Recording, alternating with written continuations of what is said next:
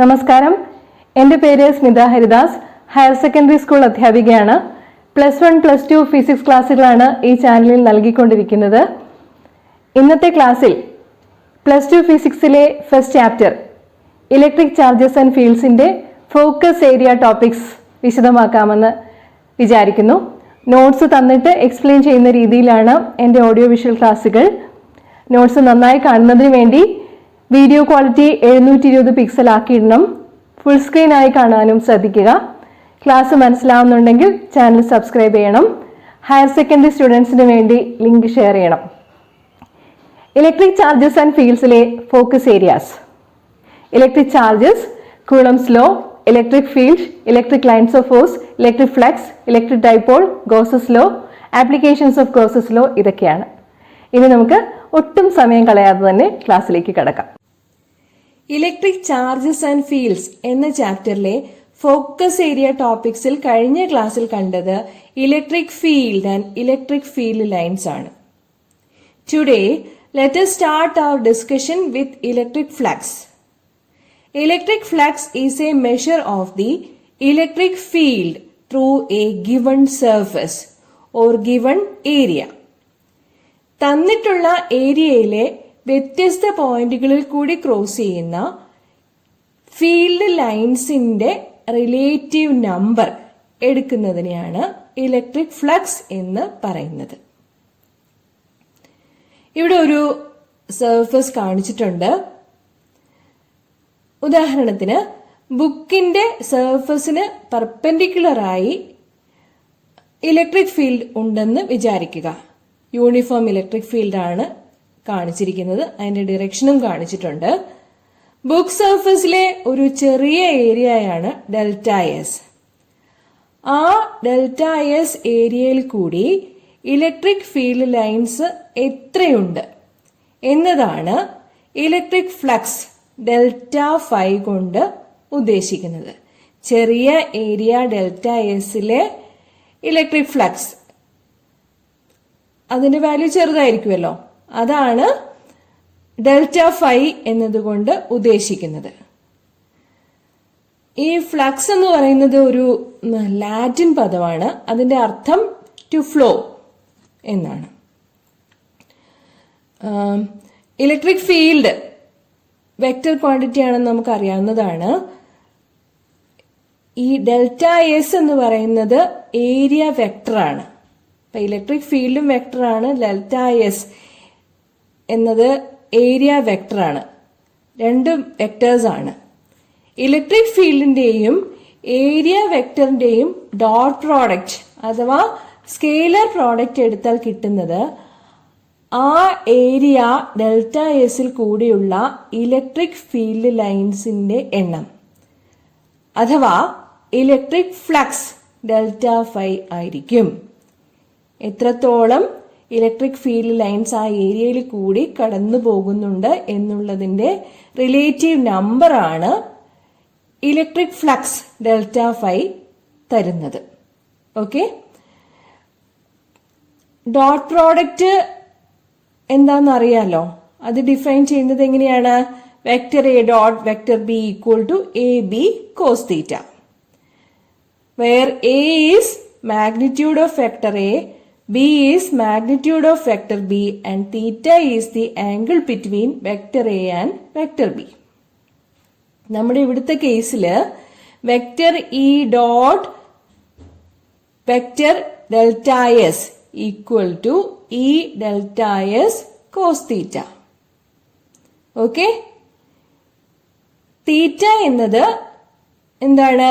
It is the angle between vector E and area vector delta S.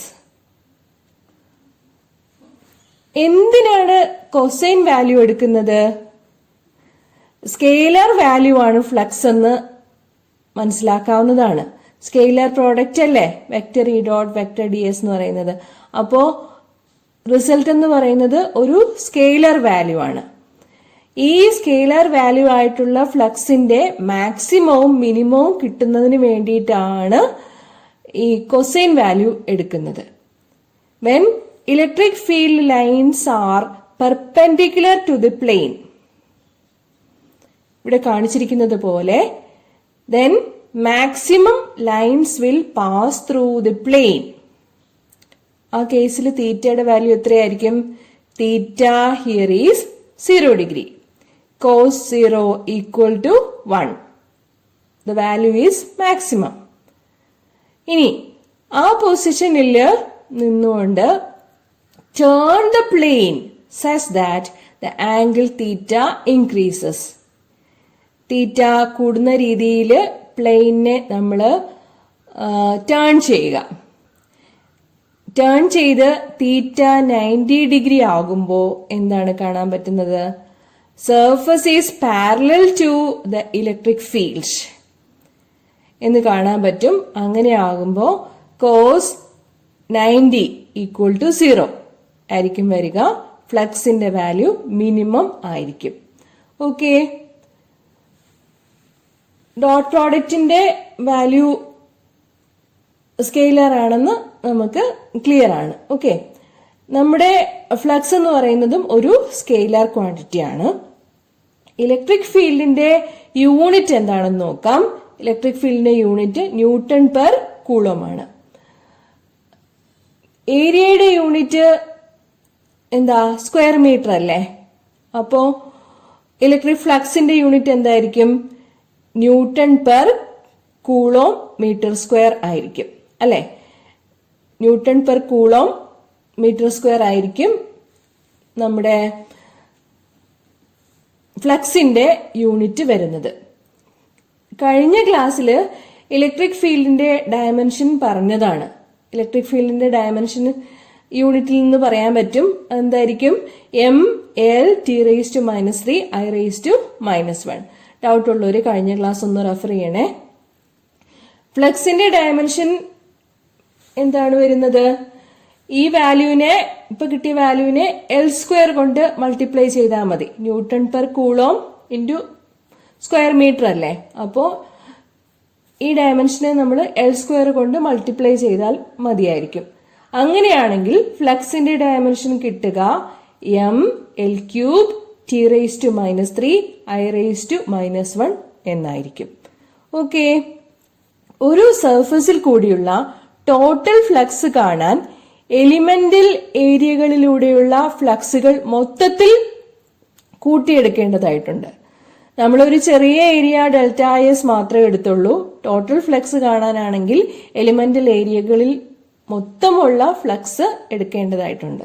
Therefore, total flux phi is approximately equal to sigma vector E dot vector delta S എന്ന് കിട്ടുന്നതായിരിക്കും. Okay, അപ്പൊ ഇതാണ് total flux ഫൈയുടെ value. Clear?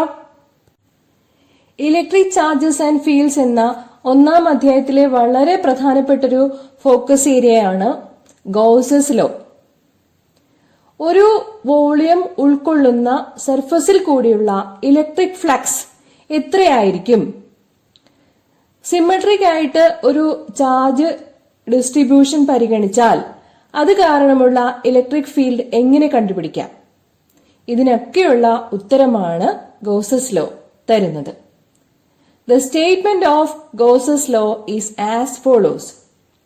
The net electric flux through a closed surface enclosing a volume is equal to 1/epsilon0 times the net charge within the enclosed surface. ഇതാണ് statement. ഇവിടെ തന്നിരിക്കുന്നത് വായിച്ചു പഠിച്ചാലും മതി. That is phi equal to integral over the closed surface vector E dot vector ds is equal to q by epsilon 0. Gauss's theorem apply ചെയ്യുന്നതിന് ചില നിബന്ധനകൾ അനുസരിക്കുന്ന ഒരു ഗോഷ്യൻ സർഫസ് ആവശ്യമാണ്. എന്താണ് ഗോഷ്യൻ സർഫസ്?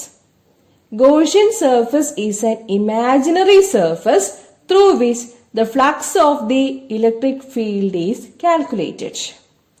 ചുരുക്കി പറഞ്ഞാൽ ചാർജ് ഡിസ്ട്രിബ്യൂഷൻ ഉൾക്കൊള്ളുന്ന ഒരു ഇമാജിനറി സർഫസ് ആണ് Gaussian surface. Let us see the conditions for the Gaussian surface. വെറുതെ അങ്ങ് ഗോഷ്യൻ സർഫസ് എടുക്കാനൊന്നും പറ്റില്ല. ചില കണ്ടീഷൻസ് ഒക്കെ ഗോഷ്യൻ സർഫസ് സാറ്റിസ്ഫൈ ചെയ്യേണ്ടതുണ്ട്. എന്തിനു വേണ്ടിയിട്ട്? ഗോസസ് തിയറം അപ്ലൈ ചെയ്ത് ഇലക്ട്രിക് ഫീൽഡ് ഇന്റൻസിറ്റി ഒരു പർട്ടിക്കുലർ പോയിന്റില് കണ്ടുപിടിക്കാൻ വേണ്ടി. സിമെട്രിക് ചാർജ് ഡിസ്ട്രിബ്യൂഷൻ കാരണം ഒരു പോയിന്റിലെ ഇലക്ട്രിക് ഫീൽഡ് ഇന്റൻസിറ്റി കണ്ടുപിടിക്കാൻ വേണ്ടിയിട്ട് ഗോസസ് തിയറം അപ്ലൈ ചെയ്യണമെന്നുണ്ടെങ്കിൽ പറ്റിയ ഒരു ഗോഷ്യൻ സർഫസ് വേണം. അതിന്റെ നിബന്ധനകൾ എന്തൊക്കെയാണ്? ഫസ്റ്റ് വൺ, അത് ക്ലോസ്ഡ് ആയിരിക്കണം. രണ്ടാമത്തത്, ഗോഷ്യൻ സർഫസിൽ കൂടിയുള്ള ഇലക്ട്രിക് ഫീൽഡ് എല്ലാ പോയിന്റുകളിലും സിമെട്രിക് ആയിരിക്കണം.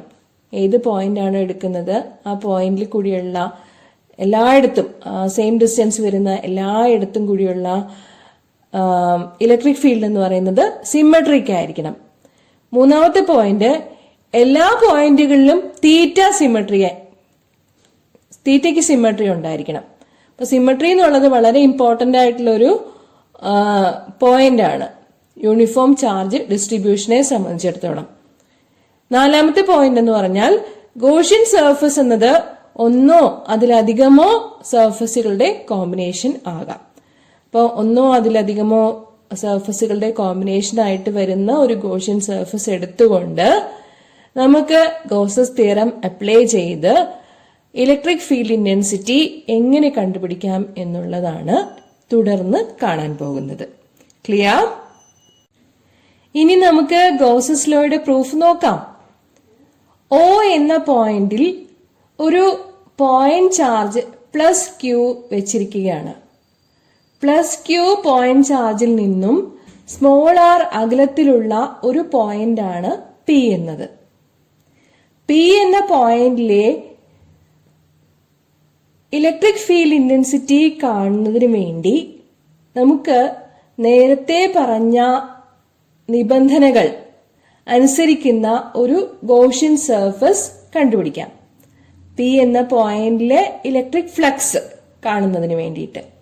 ഓക്കെ, കൂളംസ് ലോ പ്രകാരം പി എന്ന പോയിന്റിലെ ഇലക്ട്രിക് ഫീൽഡ് അതിന്റെ വാല്യൂ E = 1/4πε0 Q/r² എന്ന് കാണാവുന്നതാണ്. ഇലക്ട്രിക് ഫീൽഡ് ഒരു വെക്ടർ ആണ്. നമ്മളിവിടെ അതിന്റെ മാഗ്നിറ്റ്യൂഡ് മാത്രമേ കാണിച്ചിട്ടുള്ളൂ. E = 1/4πε0 Q/r² എന്ന് പറയുന്നത് ഇലക്ട്രിക് ഫീൽഡിന്റെ മാഗ്നിറ്റ്യൂഡ് മാത്രമാണ്. പി പോയിന്റിലെ എലിമെന്റൽ ഏരിയ ΔS ആണെന്നിരിക്കട്ടെ. ഇലക്ട്രിക് ഫീൽഡിന്റെയും ഏരിയ വെക്ടറിന്റെയും ഡിറക്ഷൻ ഒന്ന് തന്നെയാണ്. അതിവിടെ നിന്ന് കാണാൻ സാധിക്കുന്നതാണ്. സെയിം ഡിറക്ഷനിലാണ് അവയുള്ളത്. അതുകൊണ്ട് θ = 90 ഡിഗ്രി ആയിരിക്കും. cos θ = cos 0 = 1 ആയിരിക്കും.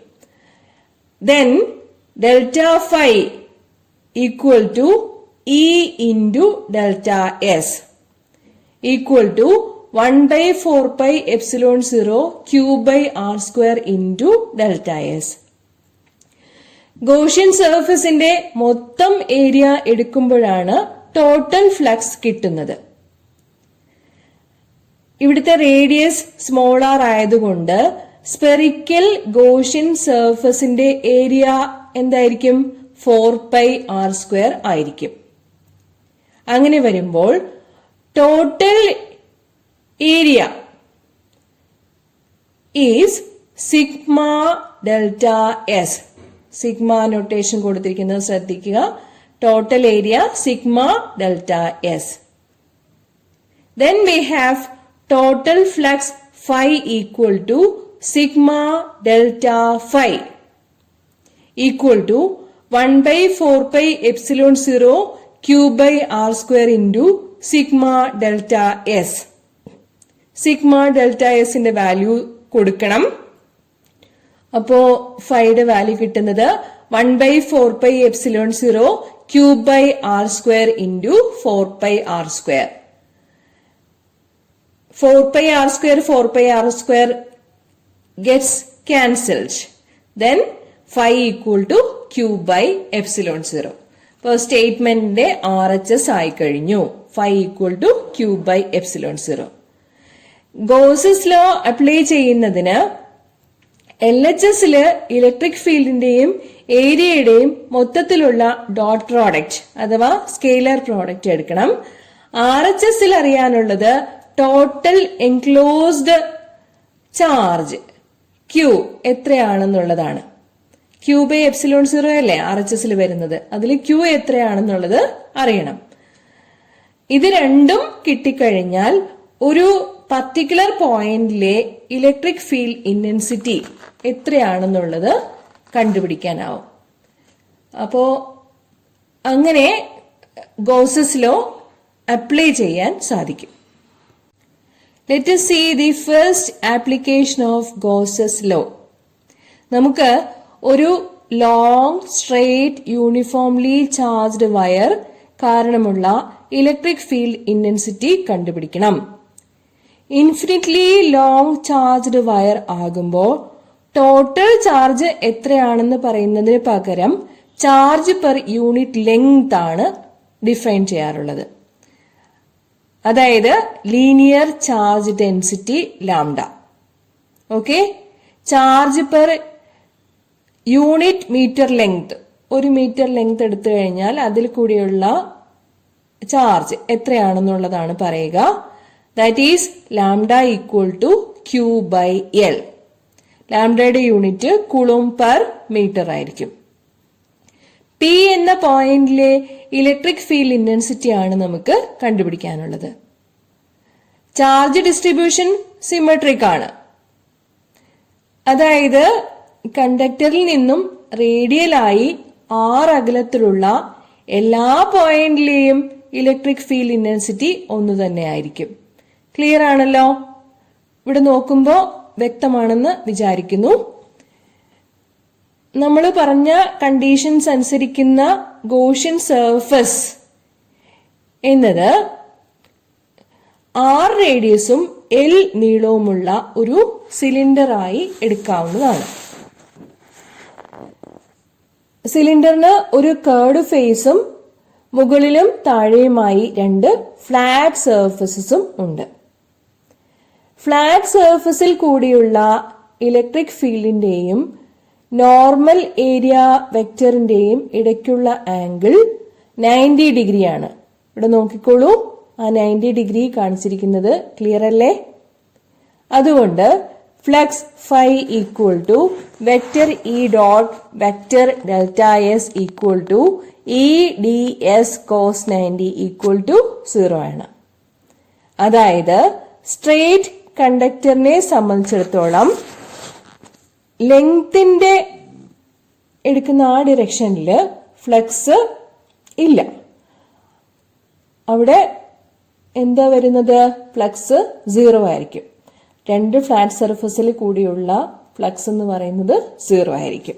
ഓക്കെ, നമുക്ക് ഇനി നോക്കാനുള്ളത് കർവ്ഡ് ഏരിയയിലെ ഫ്ലക്സ് ആണ്. ഇലക്ട്രിക് ഫീൽഡും normal area vector or N വെക്ടറും പാരലൽ ആണ്. ഇവിടെ നോക്കിക്കോളൂ. അപ്പോ cos theta equal to cos 0 equal to 1 എന്ന് കിട്ടുന്നതായിരിക്കും. Okay, phi equal to electric field into area itself എന്ന് ക്ലിയർ ആണ്. Area of the curved cylindrical surface is equal to 2πRL.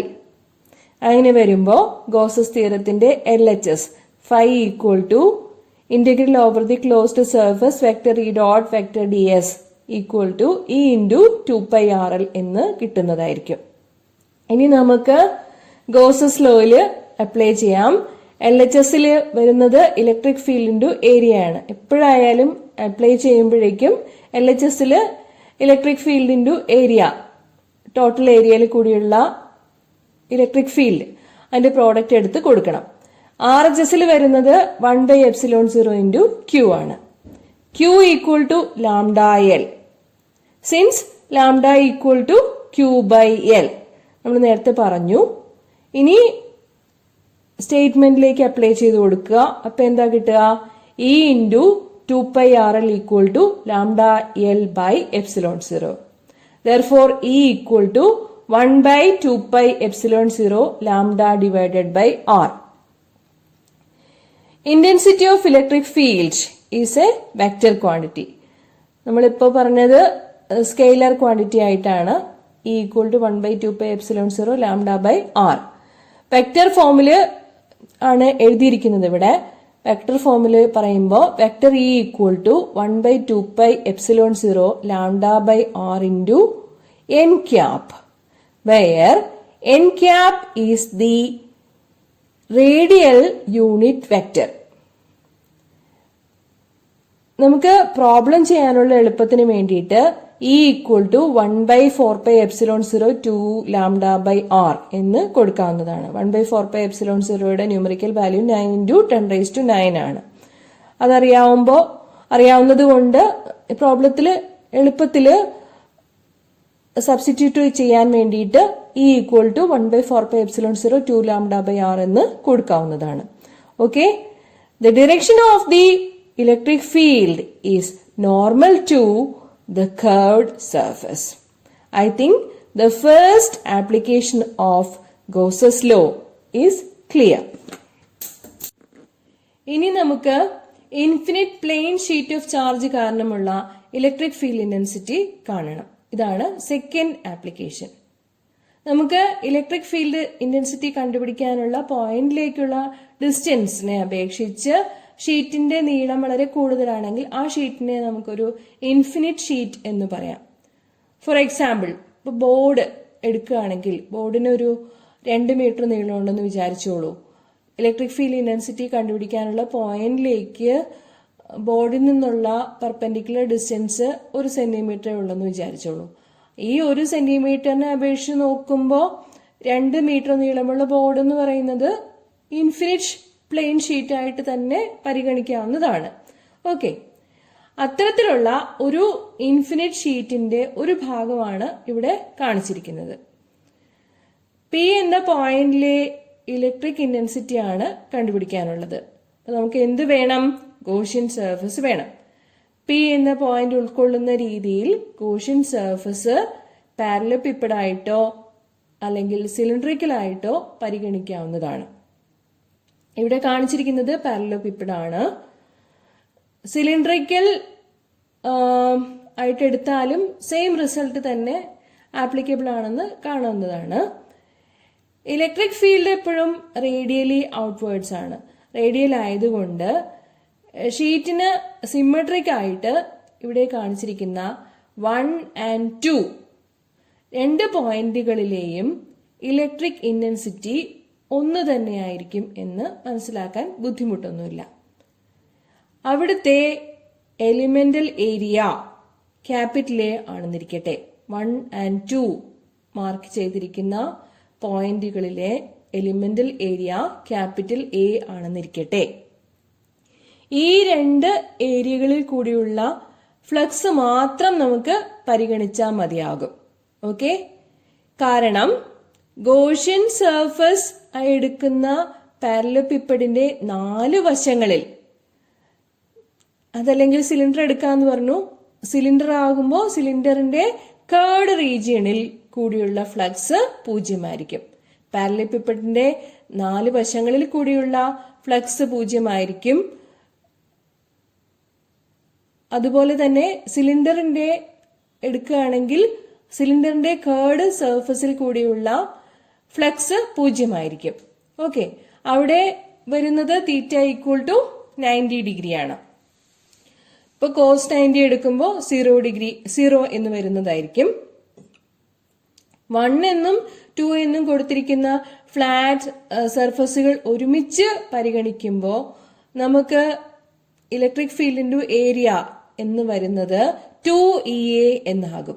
LHS വരുന്ന surface integral E dot DS എന്ന് വരുന്നത് 2EA എന്നായിട്ട് വരുന്നതായിരിക്കും. ഇപ്പൊ 2 flat സർഫസുകൾ വരുന്നത് കൊണ്ടാണ് 2 എന്ന ഫാക്ടർ വന്നിരിക്കുന്നതെന്ന് പ്രത്യേകം മനസ്സിലാക്കുക. പ്ലെയിൻ ഷീറ്റ് ഓഫ് ചാർജ് എടുക്കുമ്പോഴാണ്. അതായത് electric field into area of the Gaussian surface, plane sheet of ചാർജിന് എന്തായിരിക്കും? അതാണ് 2EA. Clear? Charge density sigma equal to Q by A ആണ്. അപ്പം സർഫസ് ചാർജ് ഡെൻസിറ്റി സിഗ്മ എന്ന് ഡിഫൈൻ ചെയ്യുമ്പോൾ sigma equal to Q by A ആണ്. Q equal to sigma A ആണ്. അപ്പോ LHSും RHSും ആയി കഴിഞ്ഞു. ഗോസസ് തിയറത്തിന്റെ സ്റ്റേറ്റ്മെന്റ് അപ്ലൈ ചെയ്ത് കൊടുക്കാം. LHSല് 2EA വരും, RHSല് സിഗ്മ A വരും, or E equal to sigma by 2 epsilon 0. Okay, E equal to sigma by 2 epsilon 0 എന്ന് വെറുതെ പറയുന്നത് അതിന്റെ മാഗ്നിറ്റ്യൂഡ് മാത്രമാണ്. ഇലക്ട്രിക് ഫീൽഡ് ഒരു വെക്ടർ ക്വാണ്ടിറ്റി ആയതുകൊണ്ട് വെക്ടർ ഫോമില് പറയണം. Vector E equal to sigma by 2 epsilon 0 into N cap. N ക്യാപ്പിന്റെ ഡയറക്ഷൻ ഇവിടെ കാണിച്ചിരിക്കുന്നത് ശ്രദ്ധിക്കുക. What is N cap? N cap is a unit vector normal to the plane and going away from it. Okay, unit vector going away from it, അതാണ് നമ്മുടെ N cap എന്ന് പറയുന്നത്. ഈ ഡെറിവേഷനും അതുപോലെ ഇലക്ട്രിക് ഫീൽഡിന്റെ എക്സ്പ്രഷനും സിഗ്മ ബൈ 2 എപ്സിലോൺ 0 അത് വളരെ important ആയിട്ടാണ് ഉള്ളതാണ്. നമ്മൾ അടുത്ത ചാപ്റ്ററിൽ പാരലൽ പ്ലേറ്റ് കപ്പാസിറ്റർ പഠിക്കുമ്പോൾ E equal to sigma by 2 epsilon 0 എന്നുള്ള എക്സ്പ്രഷന് ആപ്ലിക്കേഷൻ വരുന്നുണ്ട്. ഈ എക്സ്പ്രഷന് മറ്റൊരു പ്രത്യേകതയും കൂടിയുണ്ട്. അതായത് P എന്ന പോയിന്റിലേക്കുള്ള ഡിസ്റ്റൻസ് ആയ R-നെ ഇലക്ട്രിക് ഫീൽഡ് ഇന്റൻസിറ്റിയുടെ വാല്യൂ ഡിപ്പെൻഡ് ചെയ്യുന്നില്ല. ഓക്കെ, ഈ എക്സ്പ്രഷനിൽ R വരുന്നില്ലല്ലോ. സോ ദ ഡിസ്റ്റൻസ് R-നെ ഡിപ്പെൻഡ് ചെയ്യുന്നില്ല. Intensity due to an infinite plane sheet of charge is independent of the distance to the point R. Okay, hence we say that the electric field is uniform throughout. Okay, ഡിസ്റ്റൻസിന്റെ value വന്നു കഴിഞ്ഞാൽ മാത്രമേ